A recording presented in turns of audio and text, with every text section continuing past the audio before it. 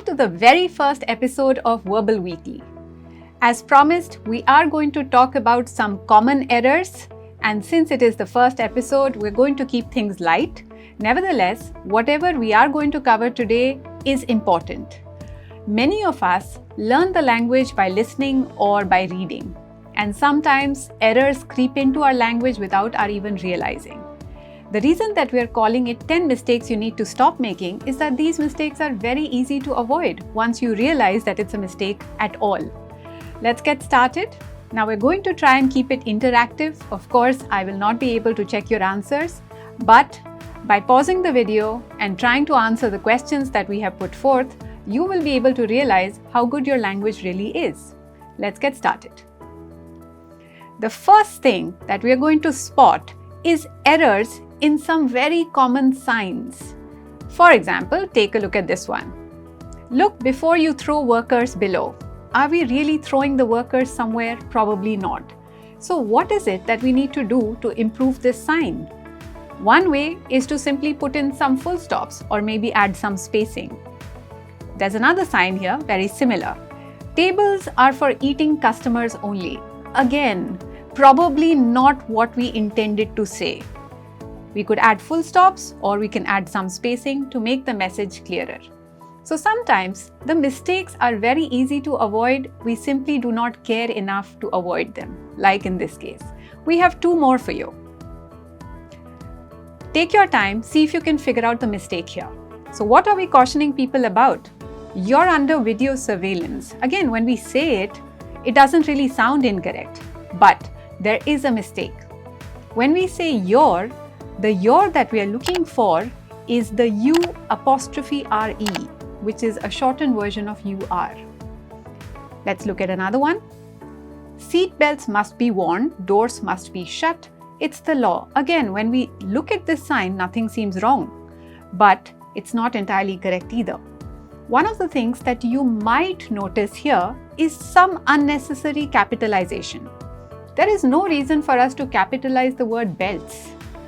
Doors must be shut. Nothing wrong with that, but look at the last line. It's the law. We need an apostrophe here. These are the kinds of errors that we talk about. Now, for most of us, it doesn't really matter in our everyday conversation with friends and family. But when you're walking into the professional world very soon into the future, the kind of mistakes that we have seen so far are probably all right. It's not even things that you notice when you're talking to friends and family. But as you enter the professional world, you might want to be a little more careful.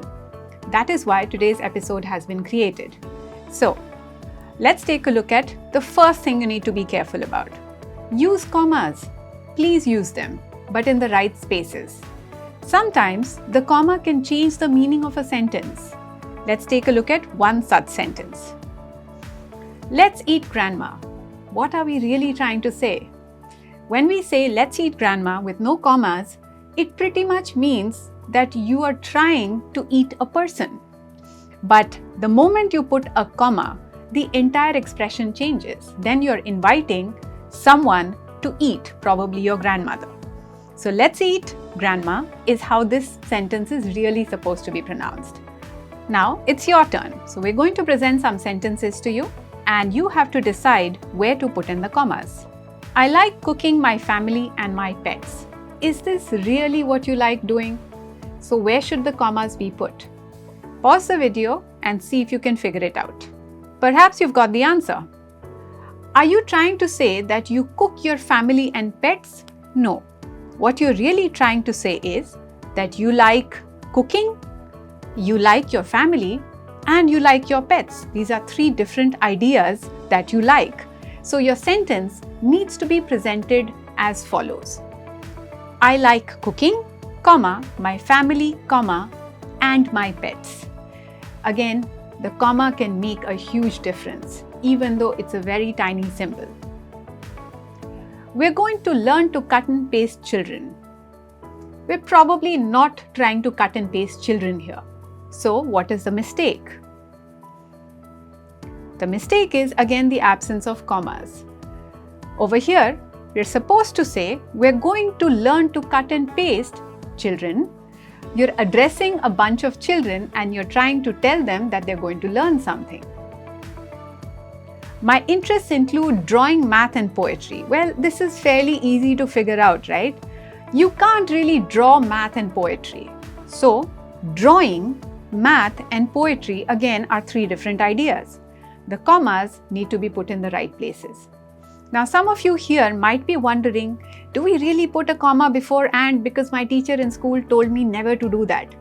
In case you're wondering about that, look up the concept of an Oxford comma and maybe you'll be enlightened a little bit more. Let's take a look at the next rule. Know your apostrophes. After the comma, we have to discuss the apostrophe. Again, there are a couple of places where we tend to make a mistake. First, apostrophes indicate possession. They tell us that something belongs to someone. For example, when we say John's, it means something belongs to John. Or when we say Domino's, something belongs to Domino. Levi's means something belongs to Levi. There's another reason that we use the apostrophe: to make shorter versions of words. For example, do not can be shortened as don't. But other than this, we should usually not use apostrophes. So, where do we make mistakes? Sometimes we use apostrophes to create plurals of words. For example, spas and pools. There's no need for an apostrophe in either spas or pools. We are not trying to say that something belongs to the spa or the pool, nor is it really a contraction of a word. Another example, we are closed on Mondays. There is no need for the apostrophe in Mondays. It's just the plural of the word Monday. Another area of confusion is the word its.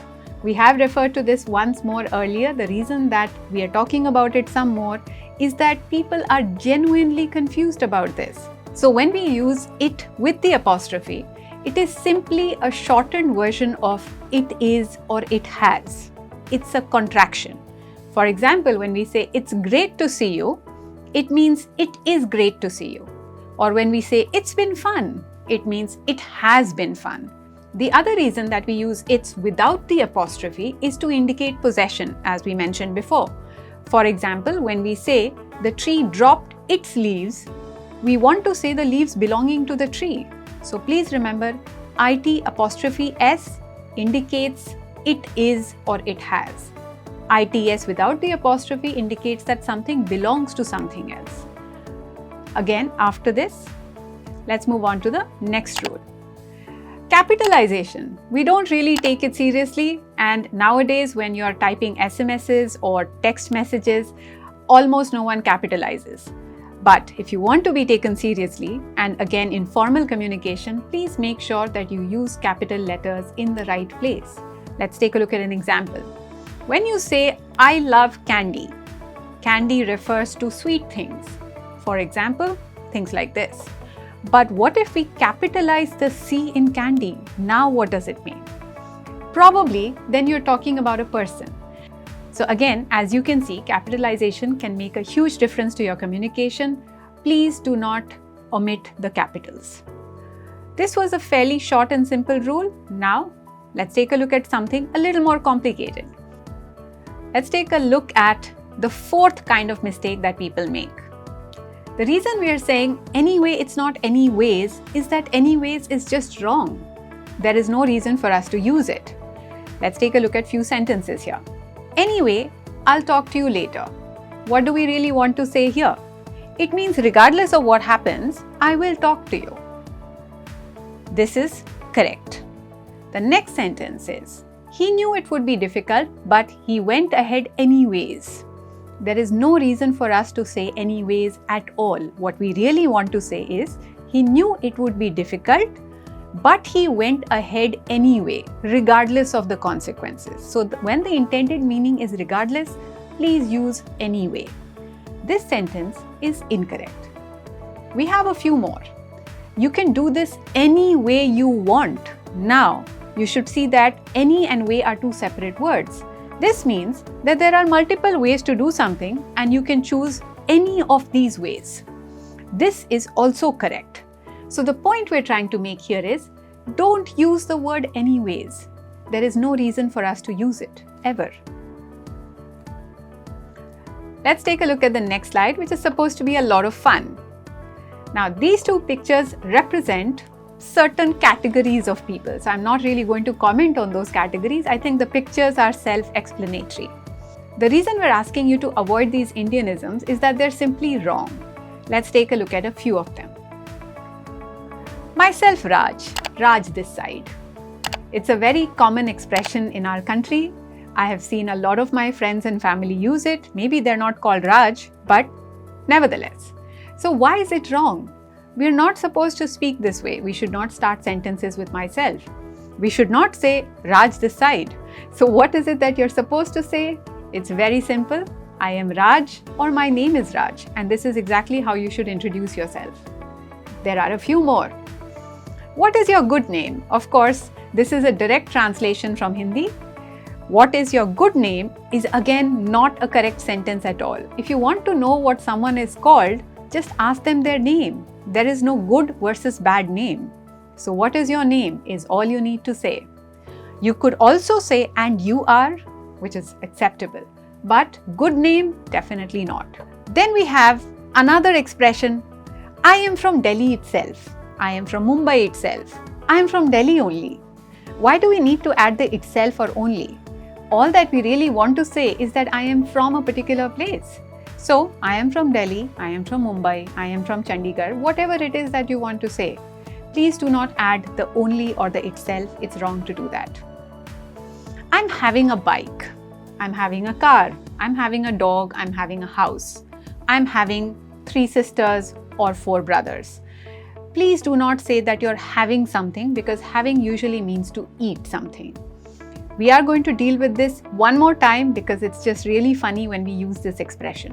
When you want to say that you own something, such as a bike, just say, I have a bike. Now, this does not end here. There are a few more expressions that you need to start avoiding. For example, when you want to talk about your college or school and the fact that you graduated from a particular place, what do you say? I passed out of college in 2019. Please understand, passed out is what is represented by this picture here. It means that you became unconscious. But what you really want to say is that you graduated in 2019. So please do not say that you passed out somewhere unless you actually passed out. We have a few more. Everything is fine at my end. As you can see, you don't really want to talk about your end. So if you want to convey the message that all is well, just say everything is fine.